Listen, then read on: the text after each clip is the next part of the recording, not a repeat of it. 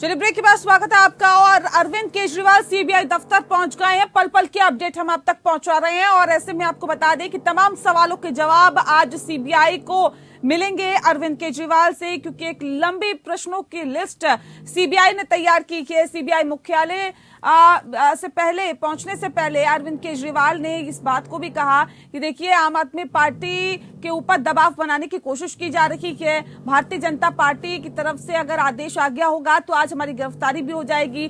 पूरा काफिला आज सीबीआई दफ्तर के बाहर पहुंचा और अरविंद केजरीवाल दरअसल अंदर जा चुके हैं। पंजाब के मुख्यमंत्री भगवंत मान, संजय सिंह, राघव चड्ढा समेत तमाम जो बड़े नेता हैं आम आदमी पार्टी के, सब अरविंद केजरीवाल के साथ दिखाई दिए। पूरा माहौल बनाने की आज जो कोशिश आम आदमी पार्टी की तरफ से की जा रही है, उसे देखते हुए ये कहा जा सकता है कि आम आदमी पार्टी भले ही इसे शक्ति प्रदर्शन के तौर पर देख रही हो, लेकिन क्या वाकई एक दबाव भारतीय जनता पार्टी पर या फिर एजेंसियों पर बनाने की कोशिश आम आदमी पार्टी की तरफ से की जा रही है? ये एक बड़ा सवाल है। खास मेहमान लगातार हमारे साथ मौजूद है इस विषय पे तफसील से चर्चा करने के लिए। अश्विनी शाही जी इस वक्त हमारे साथ है, प्रवक्ता है भारतीय जनता पार्टी के, बहुत स्वागत है सर आपका। संजीव निगम जी इस वक्त हमारे साथ जुड़ गए, प्रवक्ता है आम आदमी पार्टी के, आपका बहुत स्वागत है। डॉक्टर प्रदीप शर्मा जी इस वक्त हमारे साथ है, वरिष्ठ अधिवक्ता है सुप्रीम कोर्ट के, आपका भी बहुत स्वागत है। एक बहुत महत्वपूर्ण सवाल संजीव जी आपसे ही शुरुआत में इसकी करती हूँ। वाकई चुनौती भरा वक्त है क्या आम आदमी पार्टी के लिए? कितना मुश्किल भरा वक्त फिलहाल कहेंगे आप? आम आदमी पार्टी का जो जन्म हुआ है ये चुनौती की तौर से हुआ है। अरविंद केजरीवाल साहब ने अनशन दिया, उस समय 11 दिनों के अनशन के बाद पार्टी का। संजीव जी आपकी आवाज हम तक ठीक से नहीं पहुंच पा रही।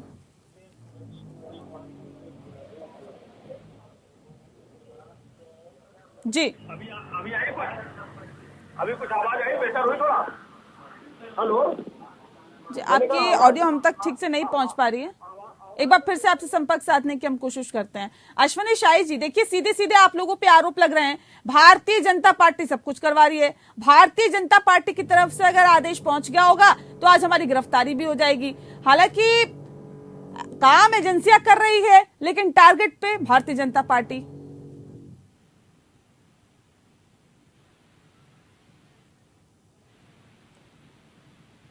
सर आपकी आवाज नहीं पहुंच पा रही है सर, अनम्यूट करिए प्लीज। जी नेहा जी, आवाज आई है हमारी? जी जी बताइए।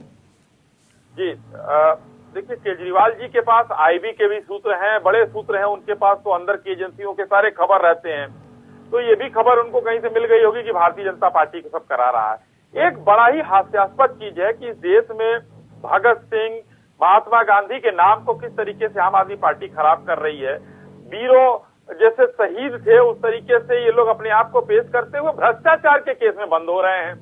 केजरीवाल जी भी गए वहां राजघाट, ये भी गए राजघाट, क्या स्थिति बना रखा है। भगत सिंह, चंद्रशेखर तो इनके पहले से बंद है, ये कौन से जा रहे हैं, अब पता नहीं क्या होगा। अब इन्होंने जो किया है, कलम तो कोई इनका ही साथी बता रहा था कि ये जब अधिकारी थे तब भी कलम का प्रयोग नहीं करते थे। तो आज तो इन्होंने सब कुछ कर लिया है। भारतीय जनता पार्टी को तो भाई, आप एजेंसी है, आपने कुछ गलत किया है, आपके प्लस आप रोज एक ऐसा ड्रामा कर रहे हैं कि हम जो है सीबीआई के खिलाफ मुकदमा करेंगे, सीबीआई को झुंझुना मिला, ईडी को झुंझुना मिला।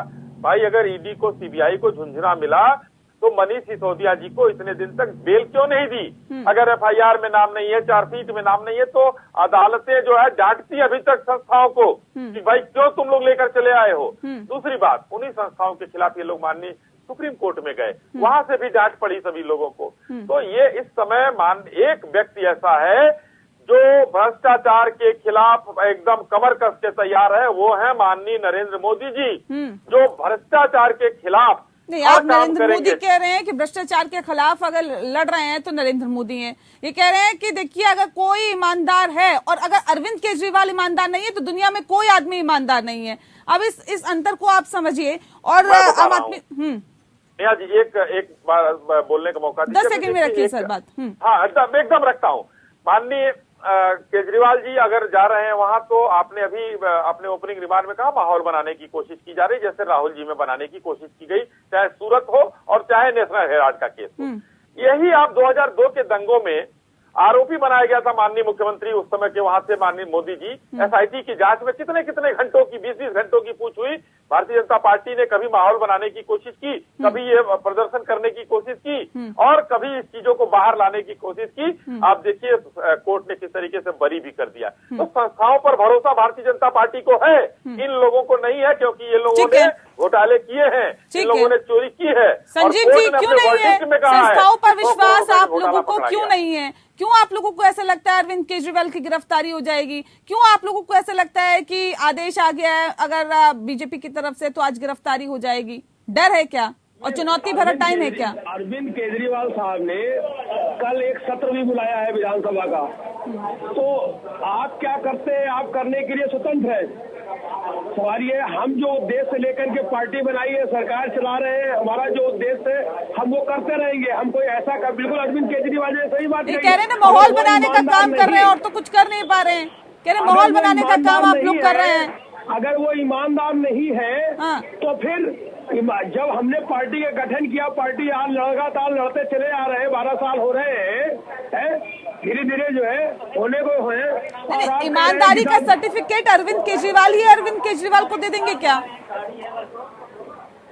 अरविंद केजरीवाल को ईमानदारी का सर्टिफिकेट दे देंगे क्या? अरे जनता ने दिया है, तीसरी बार मुख्यमंत्री बैठे चुने गए हैं, आप हमारी छोड़ दीजिए। नहीं, तो इससे पहले आरोप लग रहे थे क्या? इससे पहले आरोप लगे थे क्या? चुनाव से पहले नहीं लगे थे ना सर? भाई दिल्ली की आरोप अभी लगे हैं ना, दिल्ली की जनता ने चुन करके बिठाया है। नहीं तो आरोप तो अब लगे है ना, उसके बाद चुनाव हुए नहीं हुए तो आरोप का मुकाबला कर रहे हैं। अगर ना गए हो मिलने तो आरोप का मुकाबला तो आप कर रहे हैं सर। ये इतने काफिले के साथ क्यों? इसकी जरूरत क्या आन पड़ी थी? अरे भाई किसको मना करते घूमेंगे?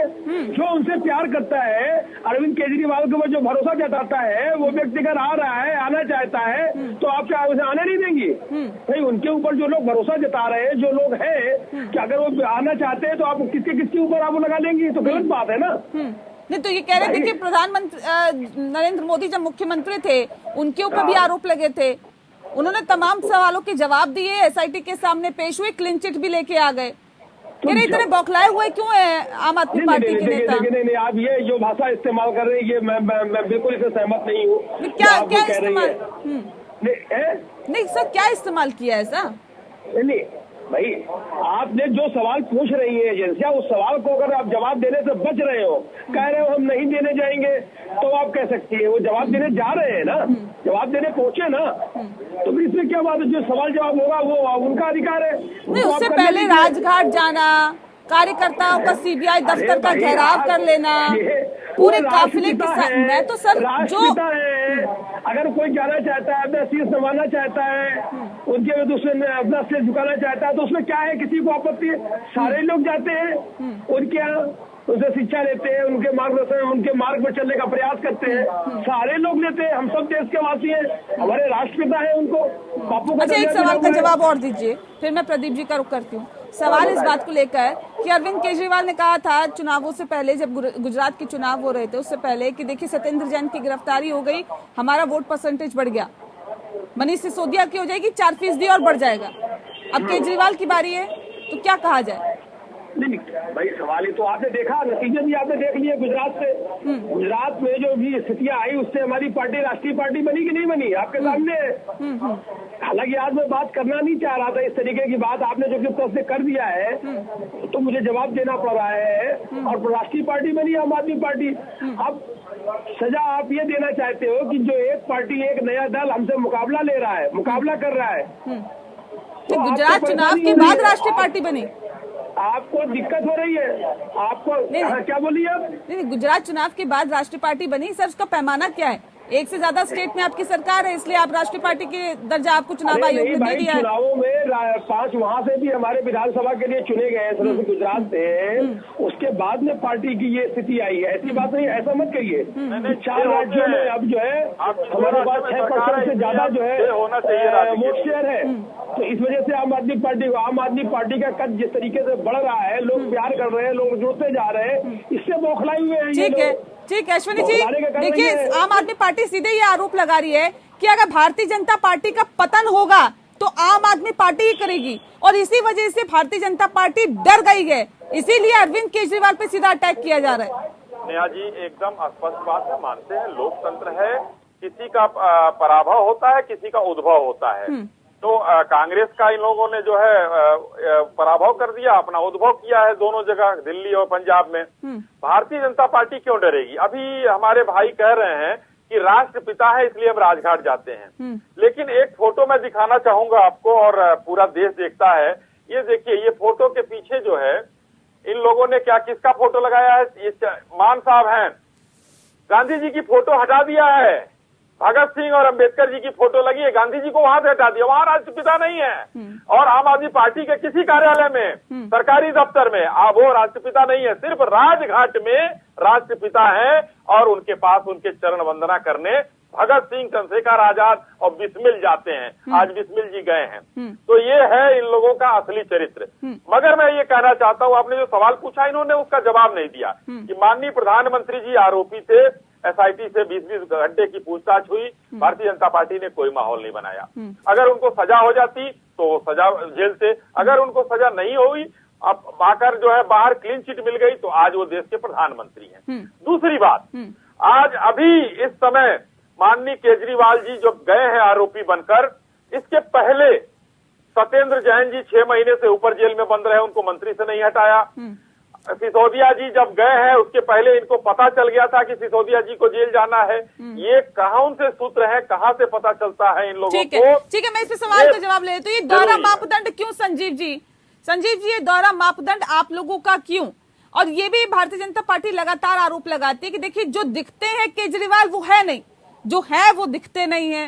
तो अब सवाल इस बात को लेकर ये कह रहे हैं कि देखिए गांधी जी यानी कि राजघाट पर जब गांधी जी का इस्तेमाल करना होता है राजघाट पर पहुंच जाते हैं। शांतिपूर्ण प्रदर्शन राजघाट, सीबीआई दफ्तर जाना उससे पहले राजघाट, लेकिन दफ्तरों से गांधी जी की जो तस्वीरें थी वो गायब हो गई। सभी प्रेरणा के स्रोत हैं, सबसे मुझे ऊर्जा मिलती है। सर ये हटाकर फिर दूसरी फोटो क्यों लगा दी गई, ये समझ में नहीं आया। भगत सिंह साहब, भगत सिंह जी जिन्होंने देश के लिए कुर्बानी की, B.R. अम्बेडकर तो राष्ट्रपिता ने भी तो बहुत कुछ किया, संविधान की रचना की, इतना खूबसूरत संविधान रचा और आज संविधान की ही देन है जो कि तो गांधी जी की फोटो हटाकर भगत सिंह और अंबेडकर की लगाई गई। सवाल इस बात को लेकर कि गांधी जी क्यों अब याद आते हैं, उस वक्त क्यों हटा दी जाती है फोटो? बात नहीं है कब कहाँ क्या है, वो किसके ऑफिस में क्या लगा हुआ है, मैं उस पर यहाँ डिटेल में नहीं जाना चाहता हूँ कि किसके कार्यालय में कौन जो फोटो लगी हुई है। अभी हम मैं बात करूँ कब कहाँ कैसे किसका इस्तेमाल करना है आम आदमी पार्टी बखूबी जानती है। सर नरेंद्र मोदी जी की फोटो लगी हुई है, अरे योगी फोटो लगी हुई है, राष्ट्रपति की फोटो नहीं लगेगी? देश के प्रधानमंत्री और राष्ट्रपति की फोटो लगती है, प्रोटोकॉल है, निगम साहब प्रोटोकॉल है। महामहिम राष्ट्रपति की और माननीय प्रधानमंत्री जी की फोटो प्रोटोकॉल है, आप लोगों को जानकारी होनी चाहिए ये बात। योगी जी की है, सब कुछ ठीक है, सारी बातें आपकी सही है। अगर ये हमने जो लगाया हुआ है, आप इस पे अगर आज चर्चा करनी है तो इसी में चर्चा कर लो। नहीं सर, राजघाट गए इसलिए चर्चा हो रही है कि आज गांधी जी की याद आ गई, वैसे गांधी जी की याद नहीं आती, बात अंबेडकर जी की होती है या फिर भगत सिंह की होती है, इसलिए सवाल है कि अरविंद केजरीवाल साहब ने को जो पार्टी बढ़ रही है ये इनसे पच नहीं रहा है, बर्दाश्त नहीं हो रहा है। 2024 में प्रिंसिपल चैलेंजर के रूप में उभर के आए, इतनी पार्टियां हैं भारत देश में, तीसरी पार्टी हमारी है। अभी इस समय जो रेटिंग करेगा, एक भी सांसद है आपका, एक भी लोकसभा में सांसद है, लोकसभा में कोई एक सांसद हो तो बताइएगा, देख लीजिएगा। चलिए प्रदीप जी भी हमारे साथ जुड़े हुए हैं, वरिष्ठ अधिवक्ता है सुप्रीम कोर्ट के। ये ग्राफ जिस तरीके से हमारा बढ़ रहा है और आपको गिरेगा, आप ये सब चुनौती देख रहे हो तो जी। चलिए प्रदीप जी देखिए लगातार ये आरोप लगाए जा रहे हैं कि बेबुनियाद आरोप लगाकर हमें जेल में डाला जा रहा है। सर एक बार बेल, 2 बार लगातार खारिज हो रही है बेल जो है मनीष सिसोदिया की, ये संभव है कि बिना तथ्यों के आधार पर ये बेल बार बार खारिज होती जाए? सुन लेते हैं संजीव जी, धैर्य थोड़ा सा धैर्य रखिए। ईडी के गिरफ्त में फोन उनके आप लोग पता नहीं किस तरीके से कंटेम्प्ट की रिपोर्ट्स आती रहती है कि साहब कुछ फोन इन्होंने फेंक दिए, कुछ वो बरामद उनकी कस्टडी में हुए। सुनते सर, सुप्रीम कोर्ट के सीनियर अधिवक्ता है, बहुत कुछ ज्ञान की बातें बताएंगे सर, सुन लेते हैं, आप भी सुनिए हम भी सुनते हैं। जी प्रदीप जी। नेहा जी, सबसे पहले तो ये है कि ललिता कुमारी के केस में सुप्रीम कोर्ट की गाइडलाइंस है कि जब भी कोई कॉग्निजेबल ऑफेंस किसी भी इन्वेस्टिगेशन एजेंसी के सामने आता है तो वो एंटाइटल्ड हैं कि किसी भी आदमी को इररिस्पेक्टिव ऑफ हिज पोजीशन, कोई भी हो चाहे वो, उसको सम्मन कर सकते हैं, सम्मन करके उससे तहकीकात कर सकते हैं और उससे उनके जो स्पेसिफिक क्वेश्चंस हैं उनके बारे में पूछ सकते हैं। ये फर्स्ट सुप्रीम कोर्ट की गाइडलाइंस हैं और बहुत मतलब हर पुलिस थाने के पास, हर एजेंसी के पास ये जजमेंट है और जब भी कभी किसी को बुलाया जाता है तो उससे पहले उनको ये बताया जाता है कि ललिता कुमारी की जजमेंट में आप सुप्रीम कोर्ट की गाइडलाइंस है। आज तक कभी चैलेंज नहीं हुई है जजमेंट। दूसरी बात ये है कि दो चीजें हैं, एक होती है पुलिस इन्वेस्टिगेशन, एक होती है ईडी इन्वेस्टिगेशन। दोनों में फर्क है। जब भी जो सीबीआई भी है वो दिल्ली पुलिस स्पेशल एक्ट से बनी है, तो दैट इज मोर और लेस उसके ऊपर आईपीसी सीआरपीसी एप्लीकेबल है।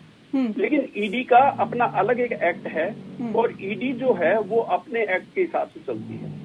अब बेल की बात आपने मुझसे पूछी तो आप ये देखिए कि बेल बेसिकली 3 तथ्यों के ऊपर देखा जाता है। जब भी कोर्ट के अंदर कोई केस आता है तो 3 तथ्य कोर्ट के सामने देखे जाते हैं।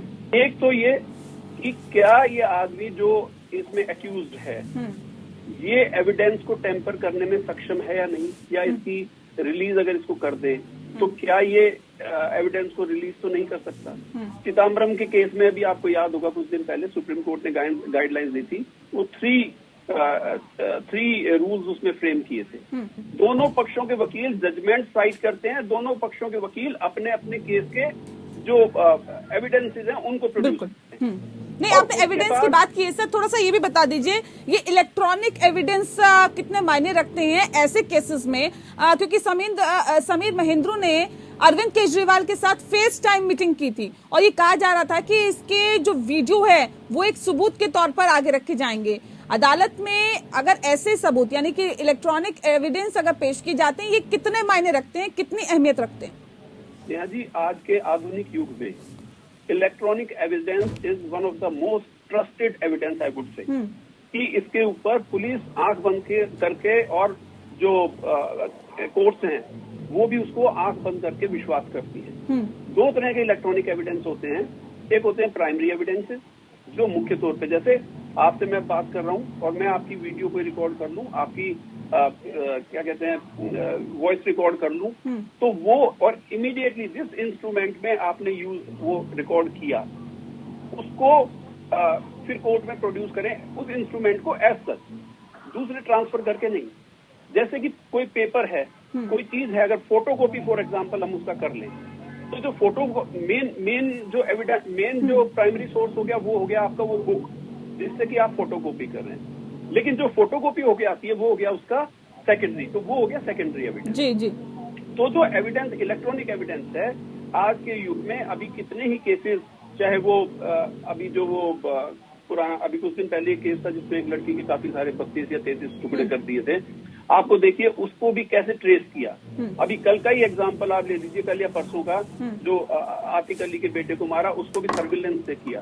तो कुल मिला के ये कहा जा सकता है कि इलेक्ट्रॉनिक एविडेंस जो है वो काफी मायने रखते हैं। आप लोग सब हमारे साथ बने रहिए, प्रदीप जी आप भी बने रहिए हमारे साथ, और भी खास मेहमान संजीव जी भी लगातार हमारे साथ बने हुए हैं, अश्वनी जी भी बने हुए हैं। एक छोटा सा ब्रेक किसी के साथ हमें यहाँ पे लेना पड़ेगा, बहुत छोटे से ब्रेक के लिए रुक रहे हैं, बहुत जल्द लौटेंगे।